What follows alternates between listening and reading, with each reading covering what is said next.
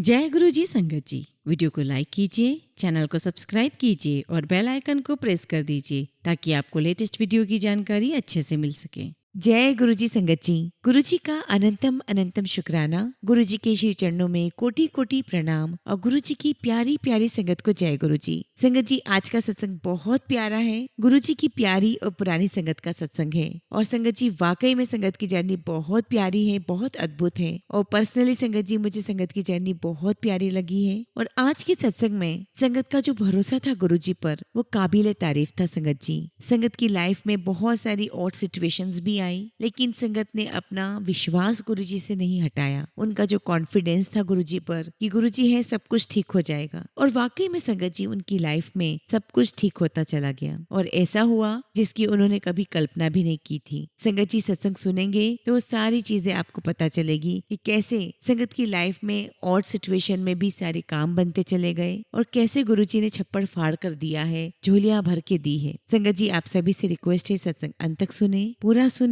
पूरे भक्ति भाव के साथ सुने, गुरु जी का ध्यान करते हुए सुने और गुरु जी की ढेरों ब्लेसिंग्स प्राप्त करें। संगत जी अगर आप भी अपना सत्संग शेयर करना चाहते हैं तो सुंदर लिखावट में हिंदी में ईमेल आईडी और व्हाट्सएप पर शेयर कर सकते हैं और अगर आप चाहें तो ईमेल आईडी और व्हाट्सएप पे टाइप भी कर सकते हैं। तो चलिए संगत जी सत्संग शुरू करते हैं। संगत जी आज हम जिनका सत्संग सुनने जा रहे हैं वो गुरु जी की प्यारी और पुरानी संगत अदिति मोहंता आंटी का है। जय गुरु जी, शुक्राना गुरु जी। गुरु जी को नमस्कार, सारी संगत को नमस्कार। संगत जी मेरी जर्नी गुरु जी के साथ 2003 में स्टार्ट हुई जब मैं 11 साल की थी। उस दौरान संगत जी हमारी फैमिली एक फाइनेंशियल क्राइसिस से गुजर रही थी और मेरे पापा एक हार्ट पेशेंट थे। उन्हें 30 साल की उम्र में हार्ट अटैक आया था। और संगत जी मेरे पेरेंट्स की जो लाइफ है वो काफी डिफिकल्ट रही है और मेरी मम्मी को एक पूर्ण गुरु, एक सच्चे गुरु की तलाश थी। मेरे पेरेंट्स के फ्रेंड अनिल अंकल और प्रियंका आंटी जब वो गुरु जी महाराज के पास जाने लगे तो उन्होंने मेरे पेरेंट्स को गुरु जी के बारे में बताया और इस प्रकार से संगत जी हम सभी ने गुरु जी के पास जाना शुरू कर दिया। और आज भी संगत जी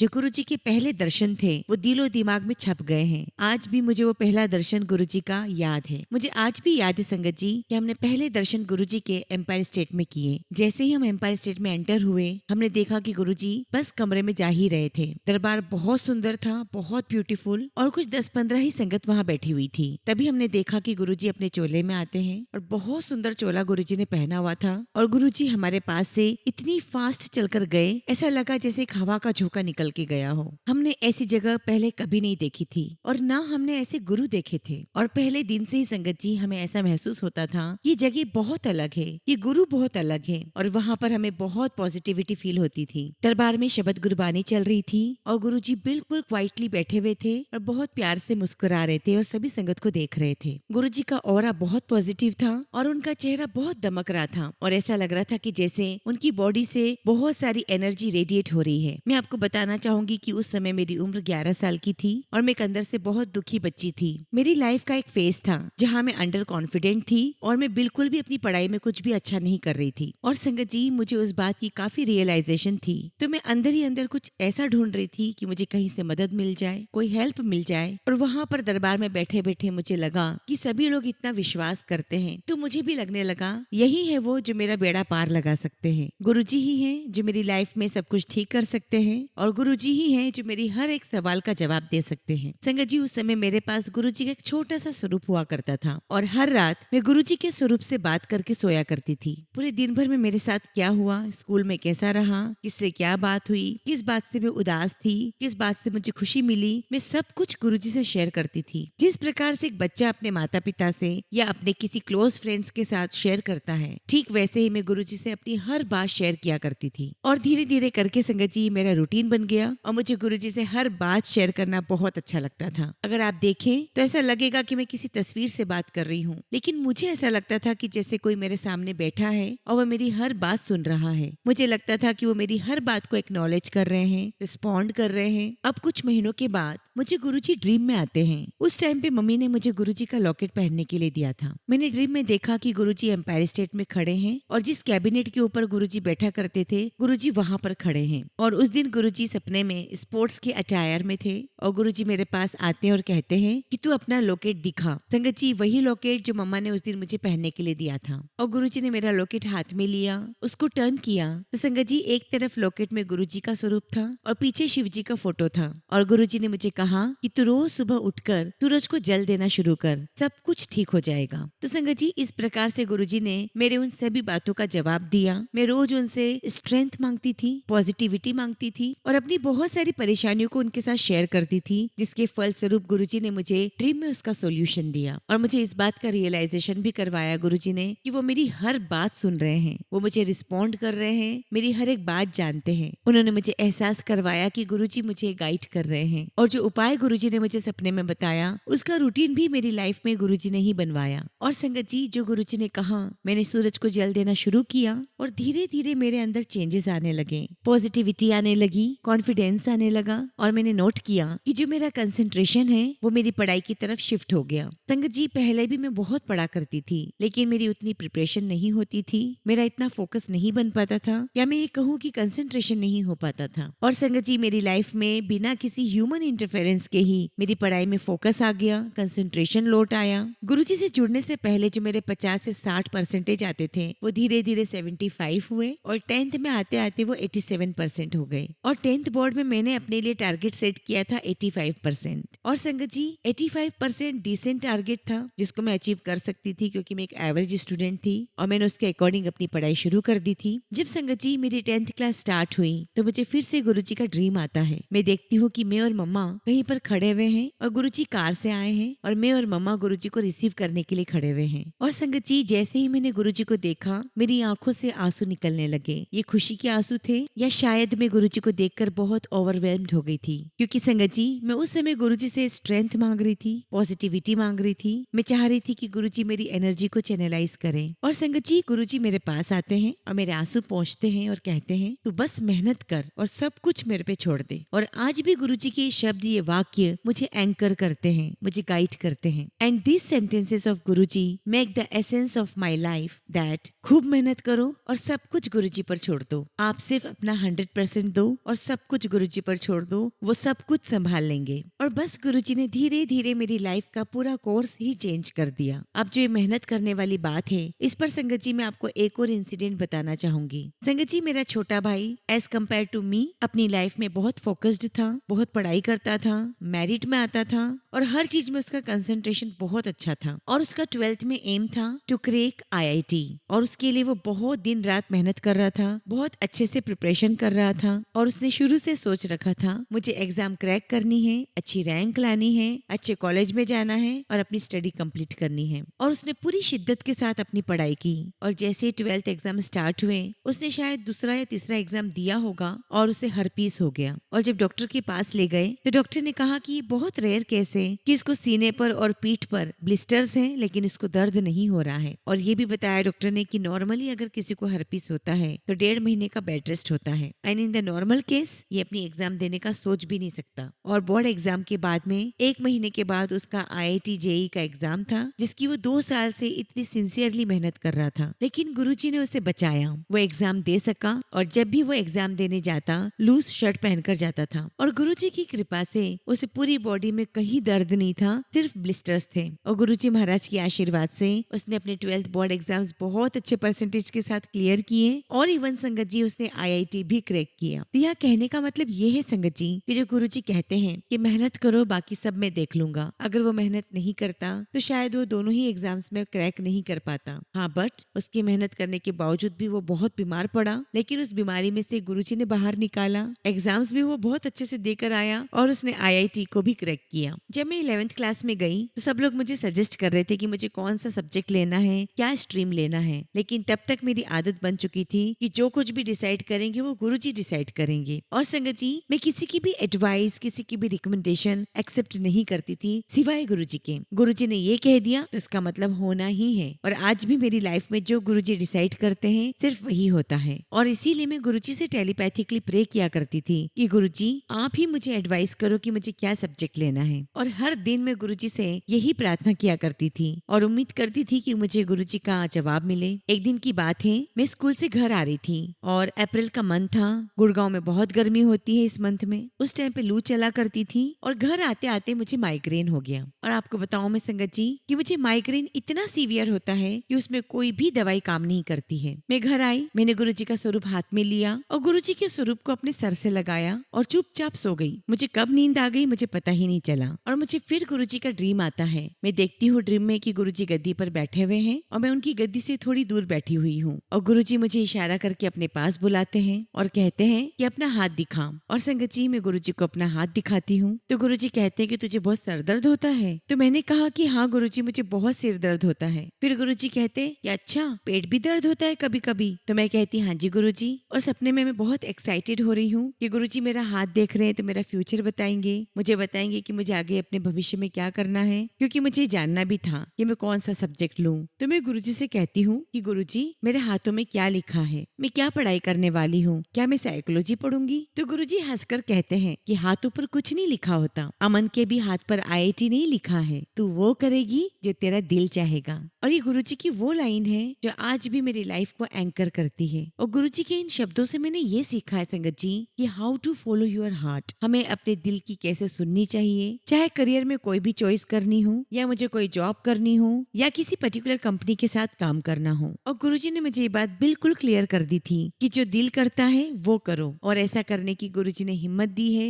करेज दिया है। फिर मैंने गुरुजी से कह दिया कि गुरुजी अब ये कैसे समझ में आएगा कि दिल क्या चाहता है, दिल क्या कह रहा है। और गुरुजी ने मुझे गाइड किया और आज भी गुरुजी मुझे गाइड कर रहे हैं in every turning point of my life. मैं अपने स्कूल डेज में काफी शाय और क्वाइट होती थी और गुरुजी ने फिर मुझे धीरे धीरे ट्रांसफॉर्म किया। और ट्रांसफॉर्म भी ऐसा किया कि मैं 11th क्लास में हेड गर्ल बनी और धीरे धीरे मैं स्कूल की सभी एक्टिविटीज में पार्टिसिपेट करने लगी। और संगत जी मुझे हर एक इवेंट्स में प्राइजेस मिलने लगे और जितने भी स्कूल में कल्चरल इवेंट्स होते थे उसमें मुझे बहुत अच्छा रोल मिलता था। तो मेरी लाइफ 360 डिग्री बदल चुकी थी, academically, socially, health wise, in every sense of my life. और मेरा और गुरुजी का कनेक्शन धीरे धीरे और स्ट्रॉन्ग होता जा रहा था। और मेरी लाइफ में जो चेंजेस आए थे इसमें सिर्फ और सिर्फ गुरुजी का ही कंट्रीब्यूशन था। और कुछ दिनों के बाद गुरुजी फिर से मेरे ड्रीम में आते हैं और मुझसे कहते हैं कि जब से तू मुझसे जुड़ी है तेरी लाइफ में कुछ बदलाव महसूस होता है। और गुरुजी के इस सवाल से मैं बहुत एक्साइटेड हो गई थी और खुश भी थी, क्योंकि मेरी लाइफ में जो कुछ भी हो रहा था, जो कुछ भी बदलाव आए थे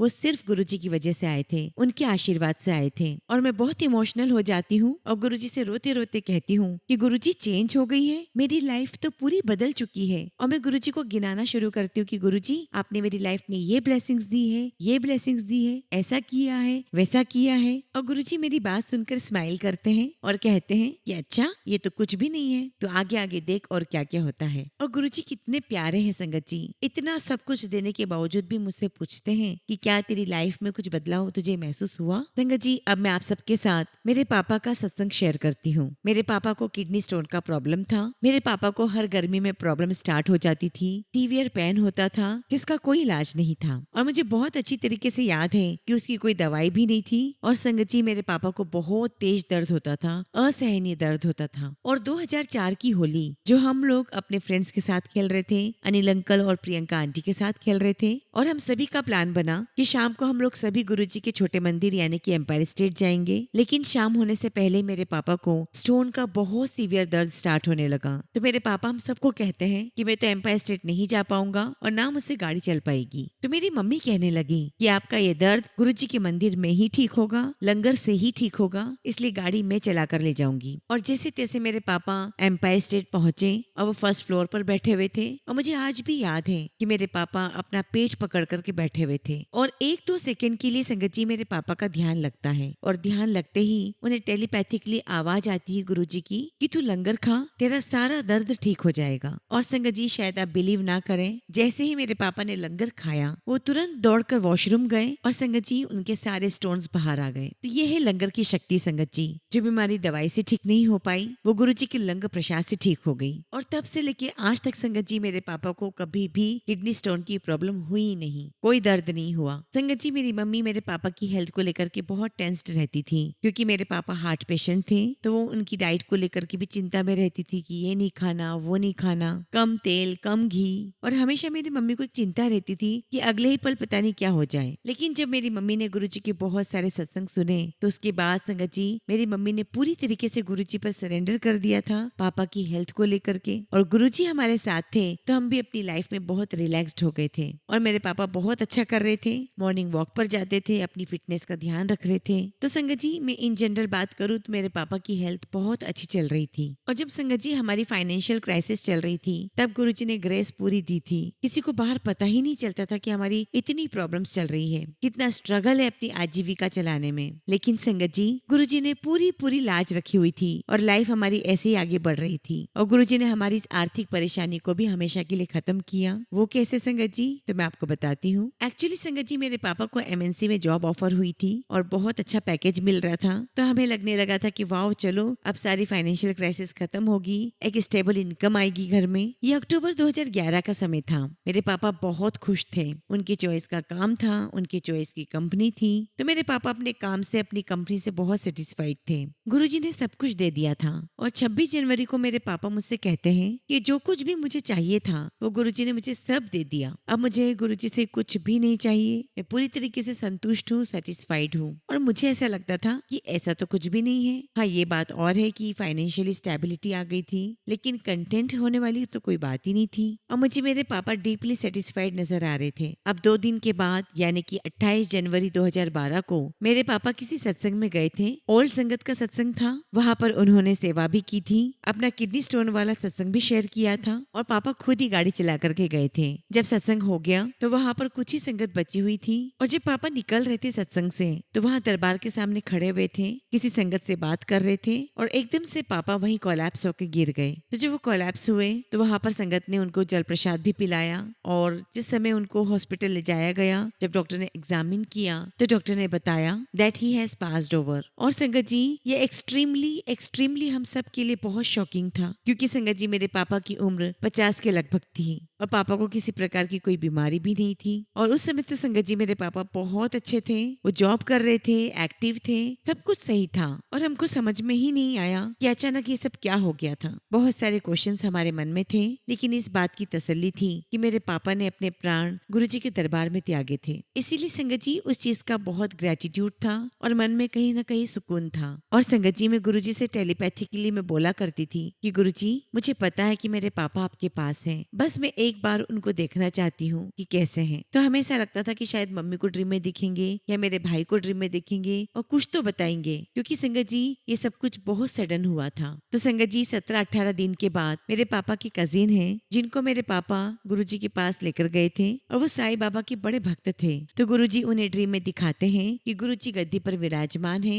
और मेरे पापा गुरुजी के चरणों में बैठे हुए हैं। और गुरुजी पापा के कजिन को कहते हैं कि इसका मोक्ष हो गया। और अगली सुबह उन्होंने मुझे और भैया को बताया कि उन्होंने ऐसा देखा है सपने में, और वो खुद भी कंफ्यूज थे कि उन्हें ऐसा सपना क्यों आया। और संगत जी गुरुजी को जो मुझे मैसेज देना था वो उन्होंने मुझे दिया। और फिर मैंने पापा के कजिन को बताया कि मेरी गुरुजी से क्या अरदास थी और गुरुजी ने मुझे क्या मैसेज दिया। तो संगत जी गुरुजी किसको माध्यम बनाते हैं, क्या मैसेज देते हैं, ये सिर्फ और सिर्फ गुरुजी के ऊपर ही डिपेंड करता है। लेकिन इस बात में कोई संदेह नहीं है, कोई डाउट नहीं है कि आप जो कुछ भी गुरुजी से बोलते हैं, गुरुजी वो सारी बातों को सुनते हैं और रिस्पॉन्ड भी करते हैं। बस संगत जी पूरी सिंसियरिटी के साथ गुरुजी से मांगो, बोलो, बात करो, वो हर एक बात सुनते हैं और रिस्पॉन्ड करते हैं। संगत जी 2020 की बात है, कोविड का टाइम था और लॉकडाउन लग चुका था और हम लोग मंदिर नहीं जा पा रहे थे और घर घर में सत्संग हो रहे थे। और बस मेरा यही रूटीन बन गया था कि मैं रोज शाम को शबद चलाती थी, शबद सुनती थी और गुरुजी को याद करती थी। तो संगत जी किन्हीं कारणों की वजह से मुझे गुरुजी की फिजिकल प्रेजेंस जो है वो फील होने लगी थी, मुझे उसकी जरूरत थी। और संगत जी मैं गुरुजी को टेलीपैथिकली कहा करती थी कि गुरुजी प्लीज मुझे दर्शन दो, प्लीज गुरुजी मुझे दर्शन दो। और क्योंकि संगत जी मुझे बहुत साल हो गए थे गुरुजी को देखे हुए, और जब मैं जस्ट कनेक्ट हुई थी, जब मैं बहुत छोटी थी, तब मुझे गुरुजी बहुत बार बहुत जल्दी अपने ड्रीम दर्शन दिया करते थे। उस वक्त संगत जी मुझे बहुत ज्यादा जरूरत थी, लेकिन संगत जी मुझे बहुत साल हो गए थे, गुरुजी ने मुझे कोई ड्रीम दर्शन नहीं दिया था। तो संगत जी मैं इसीलिए गुरुजी से उस वक्त ड्रीम दर्शन मांग रही थी कि गुरुजी मुझे दर्शन दो, गुरुजी मुझे दर्शन दर्शन दो। गुरुजी मुझे आपको देखना है, मैं आपको सच में बहुत मिस कर रही हूँ। फिर संगत जी 14 जून 2020 को जब कोविड का एकदम पीक समय था, तब गुरुजी ने मुझे ड्रीम दर्शन दिया। गुरुजी ने एक बार फिर से मेरी अरदास सुनी, मुझे रिस्पॉन्ड किया और मैंने सपने में देखा कि गुरुजी फ्लोर पर बैठे हुए हैं, जो कि संगत जी कई बार गुरुजी अपनी संगत के साथ में नीचे बैठ जाया करते थे। तो मैंने यही देखा कि गुरुजी फ्लोर पर बैठे हुए हैं और मैं गुरुजी से कुछ मीटर्स दूर बैठी हुई हूँ। मैं संगत जी गुरुजी को देख रही हूँ, एडमायर कर रही हूँ। मैं बहुत खुश थी क्योंकि मैं गुरुजी को देख पा रही थी और मेरे आंखों में खुशी के आंसू थे। और संगत जी सपने में मेरे हस्बैंड मेरे पास बैठे हुए थे। इतने में ही मेरे हस्बैंड मुझसे कहते हैं, क्या हुआ? तो मैंने उनसे कहा कि मुझे गुरुजी के पास बैठना है। तो मेरे अंकल कहते हैं, तो चली जाओ, गुरुजी पास में ही तो बैठे हैं। तो मैंने कहा कि नहीं, जब मुझे गुरुजी बुलाएंगे मैं तब जाऊंगी। और उसी पल संगत जी गुरुजी मेरी तरफ देखते हैं, स्माइल करते हैं और मुझसे पूछते हैं कि क्या हुआ तुझे? तो मैं कहती हूँ कि कुछ नहीं गुरुजी, बस आपके पास बैठने का दिल चाह रहा है। और गुरुजी मेरी तरफ देखते हैं, हंसते हैं और मुझे इशारे से बोलते हैं, आ मेरे पास बैठ जा। और मैं गुरुजी के पास बैठती हूँ और गुरुजी को ग्रेटिट्यूड देती हूँ और कहती हूँ कि गुरुजी थैंक यू कि आपने पापा को अपने पास रखा। और गुरुजी मेरे ग्रेटिट्यूड को एक्सेप्ट करते हैं, मुस्कुराते हैं। मैंने कहा कि गुरुजी थैंक यू सो मच हमें अपने पास रखने के लिए, हमें एक अच्छा इंसान बनाने के लिए। गुरुजी मेरी तरफ देखते हैं, फिर से मुस्कुराते हैं और गुरुजी मुस्कुराते हुए अपना हाथ मेरे सर पे रख देते हैं। और संगत जी उसके बाद मैं उठ जाती हूँ। गुरुजी महाराज हर छोटी सी छोटी अरदास सुनते हैं,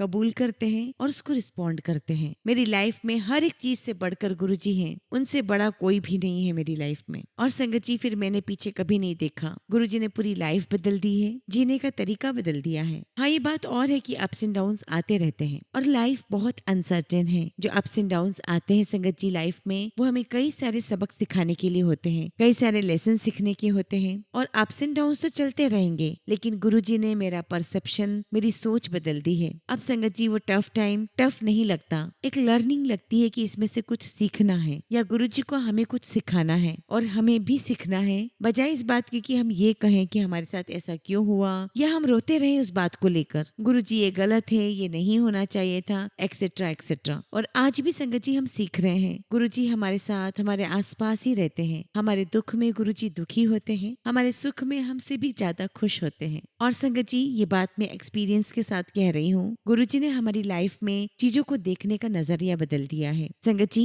मुझे मेरे भाई का एक पासपोर्ट का सत्संग है जो मैं आपके साथ अब शेयर करती हूँ। संगत जी मेरा भाई यूएस गया था 2010 में। संगत जी उसकी नई जॉब स्टार्ट हो रही थी, तो उसकी ऑफिस की तरफ से ट्रेनिंग थी और संगत जी वो ट्रेनिंग 2 महीने की थी। तो मेरा भाई न्यूयॉर्क में रह रहा था और मेरी बुआ जो कि बॉस्टन में रहती थी उनसे मिलने गया था। और संगत जी जब वो जा रहा था तो शायद गलती से उसने अपना पासपोर्ट साथ में रख लिया था। और जब मेरा भाई वापस न्यूयॉर्क लौट कर आया तो उसे रियलाइज हुआ कि उसका पासपोर्ट मिसिंग है और वो बहुत पैनिक हो गया और उसने पापा को फोन किया। उसने पापा को बताया कि उसका पासपोर्ट खो गया है और वो बहुत घबराया हुआ है और कहने लगा कि पापा मैं एक फॉरेन कंट्री में हूँ और मेरा पासपोर्ट नहीं खोना चाहिए था, लेकिन मेरा पासपोर्ट खो गया है। अब क्या होगा पापा? मेरा पुलिस की इंक्वायरी होगी और शायद मुझे वापस भेज दिया जाएगा। और संगत जी वो बहुत ज्यादा पैनिक हो गया था और बहुत नेगेटिव सोचने लग गया था। उसी दिन संगत जी मैं और मम्मी बड़े मंदिर गए हुए थे और हमने वहां पर एक सत्संग सुना था कि अगर गुरुजी आपको डांट रहे हैं तो वो आपको नहीं डांट रहे होते हैं, आपकी लाइफ से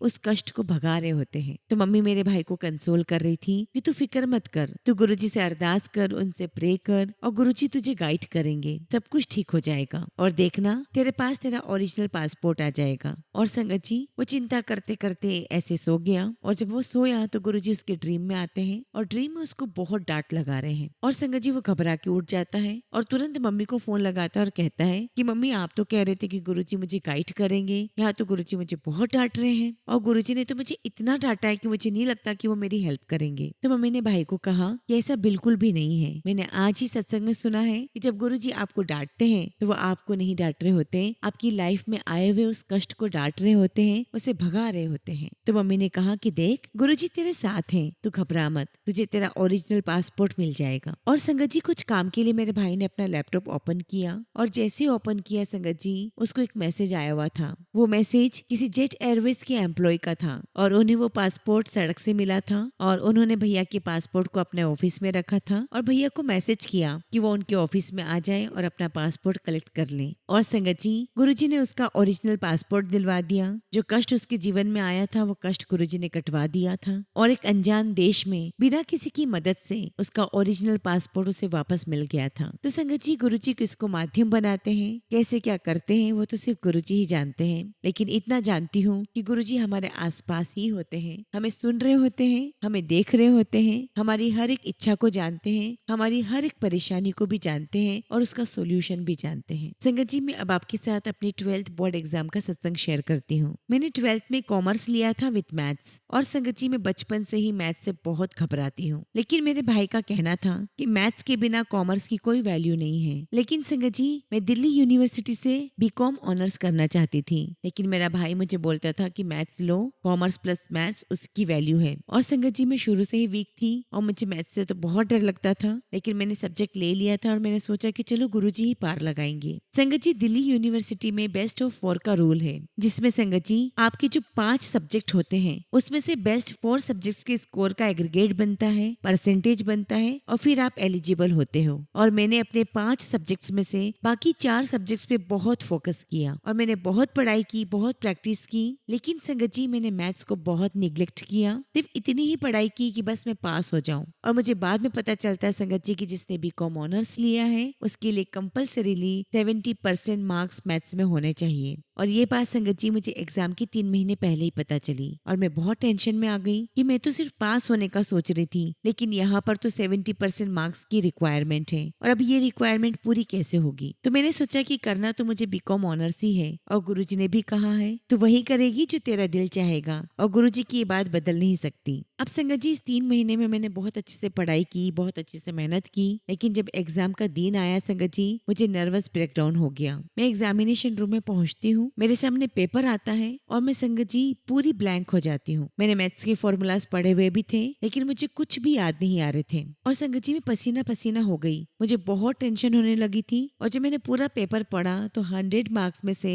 मुझे 10 मार्क्स भी नहीं आ रहे थे, क्योंकि संगत जी मैं सब कुछ भूल गई थी। और अब मुझे बहुत ज्यादा टेंशन होने लगी कि मेरा साल वेस्ट हो जाएगा। मैंने इतनी जो मेहनत की है बाकी सब्जेक्ट्स में, वो मेहनत भी वेस्ट चली जाएगी, क्योंकि अगर मेरा ये सब्जेक्ट पास नहीं हुआ तो मेरे ये एग्जाम क्लियर नहीं मानी जाएगी। और मेरे दिमाग में चल रहा था कि अगर मुझे कुछ आ ही नहीं रहा है पेपर में तो मुझे तो यहाँ रूम से बाहर जाना है। और ये थॉट प्रोसेस संगत जी मेरे दिमाग में चल रही थी। मेरी हमेशा से आदत रही है कि जब भी मैं एग्जाम देने जाती हूँ तो गुरुजी का छोटा सा स्वरूप मेरे साथ रहता ही है। उस दिन भी मेरे पास गुरुजी का छोटा सा स्वरूप था। अब संगत जी मैं हेड डाउन कर लेती हूँ और कंटिन्यू मेरे दिमाग में बहुत सारे थॉट चल रहे हैं कि मैं यहाँ से उठकर चली जाती हूँ, एग्जामिनर को बोल देती हूँ कि वो मुझे इस रूम से बाहर जाने दे, मैं एग्जाम नहीं दे सकती, क्योंकि मुझे अब एग्जाम देने से कोई सेंस नहीं है, मैं फेल ही होंगी। और जब मैं ये सब कुछ सोच रही थी तभी मुझे एक बहुत तेज गुरुजी की आवाज कान में सुनाई देती है कि तू पेन उठा और लिखना शुरू कर। और संगत जी वो इतनी पावरफुल आवाज थी कि मैं क्वेश्चन भी नहीं कर सकी कि कौन है, कहाँ से आवाज आई है। और बस संगत जी मैं उठी, मैंने पेन उठाया और लिखना शुरू किया। 3 घंटे में से मेरे पास अब 2 ही घंटे बचे थे। मुझे आज भी याद नहीं है कि मैंने उस पेपर में क्या लिखा, लेकिन मैंने 2 घंटे पूरा लिखा। और जब मैं एग्जामिनेशन हॉल से बाहर आई तो मुझे लगा कि चलो मैं पास तो हो जाऊंगी, आई एम श्योर गुरुजी मुझे पास करा देंगे और मुझे 40% मार्क्स तो आ ही जाएंगे। लेकिन संगत जी मैं घर आकर के सोचती हूँ कि मुझे 40 मार्क्स तो आ जाएंगे, लेकिन मुझे ऑनर्स कैसे मिलेगा। और जब रिजल्ट का दिन आया तो मैंने सबसे पहले मैथ्स के ही मार्क्स देखे और जो रिक्वायरमेंट 70% मार्क्स की थी गुरुजी ने मुझे 73 मार्क्स दे दिए थे। और मैं पूरे दावे के साथ कह सकती हूँ कि वो एग्जाम मैंने नहीं लिखा। मैंने पूरी तैयारी कर ली थी कि मैं उस एग्जामिनेशन हॉल से बाहर आ जाऊं, क्योंकि मुझे कुछ भी याद नहीं आ रहा था और मेरा वो साल वेस्ट जाना था। मगर गुरुजी की कृपा हुई और जो मैं चाहती थी वो मुझे मिला। संगत जी ऐसे हैं हमारे गुरुजी कि जब आप अपनी मदद नहीं कर सकते हो तब गुरुजी आते हैं आपकी मदद करने के लिए। जय गुरुजी, शुक्राना गुरुजी। संगत जी मैं आपके साथ एक मैराथन का सत्संग शेयर करती हूँ। संगत जी 3 साल पहले की बात है, मेरे हस्बैंड मैराथन रेस में पार्टिसिपेट करते थे और वो हाफ मैराथन भागते थे। और 3 साल पहले उन्होंने मुझे कहा कि हम दोनों एक साथ मैराथन में भागेंगे। और संगत जी मैंने लाइफ में कभी रनिंग की नहीं थी, तो मैंने अपने हस्बैंड से कहा कि मैं तो 21 किलोमीटर नहीं भाग पाऊंगी। तो संगत जी हम लोगों ने डिसाइड किया कि चलो 10 किलोमीटर भागेंगे। अब संगत जी मैंने तो लाइफ में 1 किलोमीटर भी रनिंग नहीं की थी,